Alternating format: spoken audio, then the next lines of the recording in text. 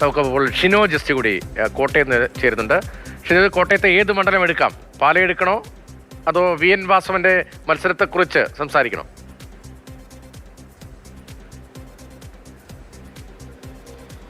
Ratheesh, star hot seat എന്ന് പറയുന്നത് പാല തന്നെയാണ്.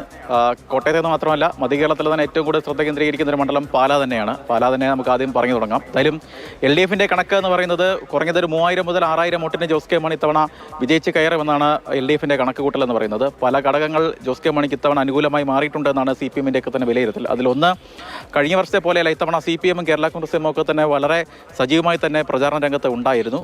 മറ്റൊന്ന്, UDFിനെതിരായിട്ടുള്ള മാണി സി കാപ്പനെതിരായിട്ടുള്ള വിരുദ്ധ വികാരം പലതരത്തിൽ വർക്കായിട്ടുണ്ട്.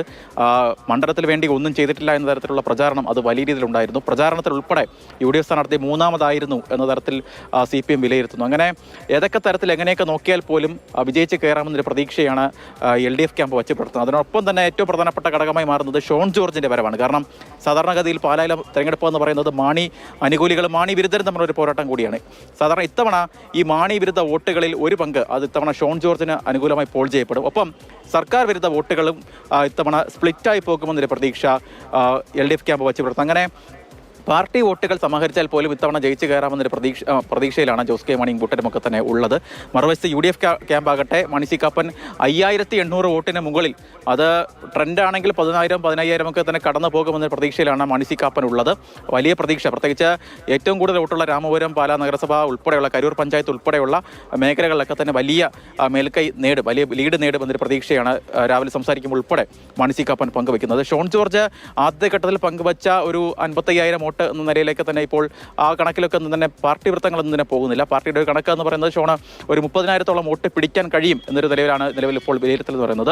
പല പഞ്ചായത്തുകളും, പ്രത്യേകിച്ച് നേരത്തെ പൂഞ്ഞാറിൻ്റെ ഭാഗമായിരുന്ന പല മലയോര മേഖലകളിലൊക്കെ തന്നെ പല പഞ്ചായത്തുകളുമൊക്കെ തന്നെ ഷോണ് വലിയ രീതിയിൽ മേൽക്കൈ നേടും എന്നൊരു വിലയിരുത്തൽ കൂടി BJP കേന്ദ്രങ്ങളൊക്കെ തന്നെ വച്ച് പുലർത്തുന്നുമുണ്ട്. എന്തായാലും പാല വളരെ സസ്പെൻസാണ്. പാല UDFിൻ്റെ ലാസ്റ്റ് ബസ്സാണ് ഈ തെരഞ്ഞെടുപ്പ് എന്ന് പറയുമ്പോൾ പോലും ഇത് കേരള കോൺഗ്രസ് എമ്മിൻ്റെയും ജോസ് കെ മാണിയുടെ ഒക്കെ തന്നെ ലാസ്റ്റ് ബസ്സാണ്. ആ ലാസ്റ്റ് ബസ്സിൽ കടന്നു കയറുന്നതിന് വേണ്ടി പലതരത്തിലുള്ള പ്രതീക്ഷകളുമൊക്കെ തന്നെയാണ് ഈ രാത്രിയും ഇന്നും നാളെയും ഒക്കെ തന്നെ വച്ച് പുലർത്തുന്നത്. എന്തായാലും നാളെ 8 മണിയോടുകൂടി ഫലമറിയാം.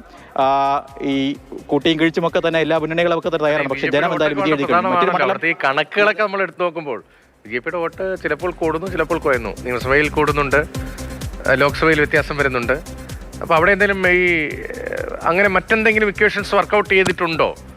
ഷിനോജിന് എന്ത് തോന്നുന്നു? ആര് ജയിക്കും? അങ്ങനെ ഒരു സാധ്യത പറയാൻ കഴിയുമോ? സാധ്യത മതി, പ്രവചനം വേണ്ട.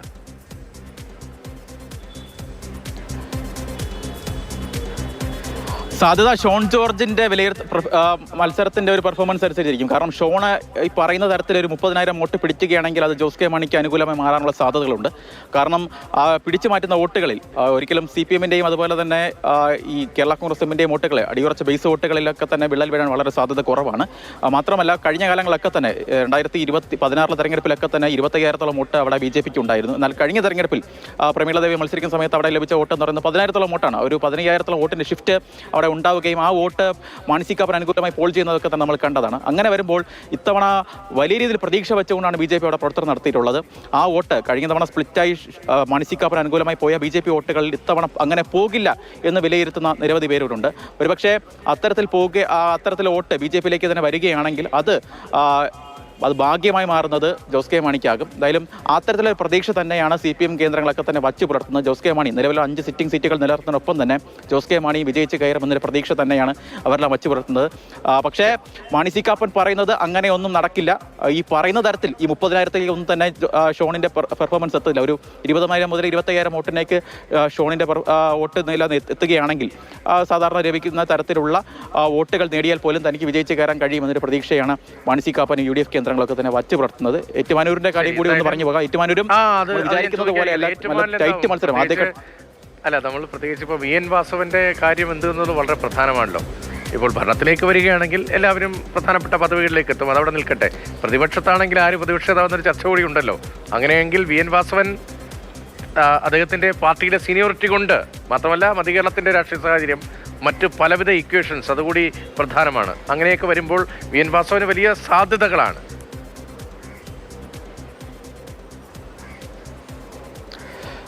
രതീഷ, ഈ സ്ഥാനാർത്ഥി UDF സ്ഥാനാർത്ഥി പ്രഖ്യാപനം വരുന്നതിന് മുൻപ് ഏറ്റുമാനൂർ വാസവനെ സംബന്ധിച്ചും LDF സംബന്ധിച്ചും ഒക്കെ ഒരു സേഫ് ജേണി എന്നതായിരുന്നു നമ്മൾ വിലയിരുത്തപ്പെടുന്നത്. പക്ഷേ UDF സ്ഥാനാർത്ഥിയെ DCC പ്രസിഡന്റ് നാട്ടകം സുരേഷ് വരുന്നു. നാട്ടകം സുരേഷ് അതിനുവേണ്ടി ഒരു ഏകദേശം കഴിഞ്ഞൊരു 5 വർഷം അവിടെ പണിയെടുക്കുന്നു.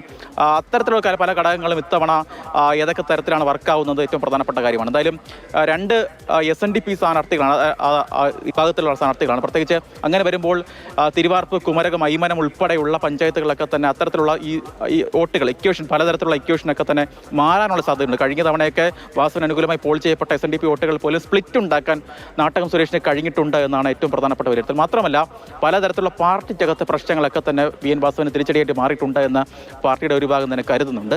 അത് പല കാരണങ്ങളിൽ ഒക്കെ ഉണ്ടായ പലതരത്തിലുള്ള ഭിന്നിപ്പൊക്കെയാണ്. അത് അത്തരത്തിലുള്ള പ്രശ്നങ്ങളൊക്കെ തന്നെ തിരിച്ചടിയായി മാറിയിട്ടുണ്ട് എന്നാണ് പാർട്ടിയുടെ ഒരു ഭാഗം കരുതുന്നത്. മാത്രമല്ല ഈ ഏറ്റുമാനൂർ എന്ന് പറയുമ്പോൾ സ്വാഭാവികമായും അതിരമ്പുഴ, ഏറ്റുമാനൂർ നഗരസഭ ഉൾപ്പെടെയുള്ള UDF ശക്തി കേന്ദ്രങ്ങളുണ്ട്. അതിരമ്പുഴയിൽ കഴിഞ്ഞ ലോക്സഭ തെരഞ്ഞെടുപ്പിലാകട്ടെ, അതിന് മുൻപൊക്കെ നടന്ന തെരഞ്ഞെടുപ്പിലാക്കട്ടെ UDF വലിയ രീതിയിൽ മേൽക്കൈ നൽകുന്ന മേഖലകളാണ്. 5000-ഓളം വോട്ടിൻ്റെ ലീഡാണ് ഈ അതിരമ്പുഴയിൽ മാത്രം UDF ഇത്തവണ പ്രതീക്ഷിക്കുന്നത്. അവിടെ അങ്ങനെയാണെങ്കിൽ ഒരു ക്രൈസ്തവ വോട്ടുകളുടെ ഒരു ഏകീകരണം ഉണ്ടായിട്ടുണ്ട് എന്നാണ് UDF വിലയിരുത്തൽ. അത്തരത്തിലുള്ള കാര്യങ്ങൾ കൂടി സംഭവിക്കുകയാണെങ്കിൽ ഒരുപക്ഷെ നാട്ടകം സുരേഷിന് വിജയിച്ച് കയറാൻ കഴിയുമെന്നൊരു പ്രതീക്ഷയാണ് UDF ക്യാമ്പ് വച്ച് പുലർത്തുന്നത്. ഒരു 3000 മുതൽ 6000 വോട്ടിന്റെ ഭൂരിപക്ഷത്തിൽ വിജയിച്ച് കയറാൻ കഴിയും എന്നൊരു പ്രതീക്ഷയാണ് നിലവിൽ ഇപ്പോൾ UDF ക്യാമ്പിനുള്ളത്. മറുവശത്ത് തോറ്റുപോകും, VN വാസവൻ തോറ്റുപോകും, അങ്ങനെ ആശങ്കയുണ്ടോ LDF ക്യാമ്പിൽ?